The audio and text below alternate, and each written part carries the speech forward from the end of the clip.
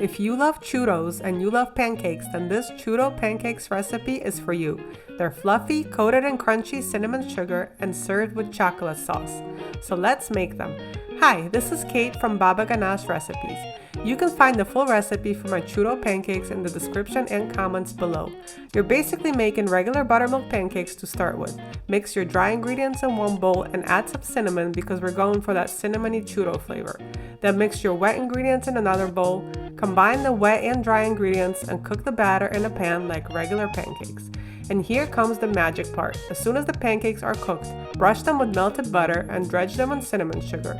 The sugar coating will stick to the pancakes and give them that amazing churro crunch. Serve these with chocolate sauce and enjoy. If this sounds good to you, make sure you hit the like button and subscribe to see more fun recipes in your feed.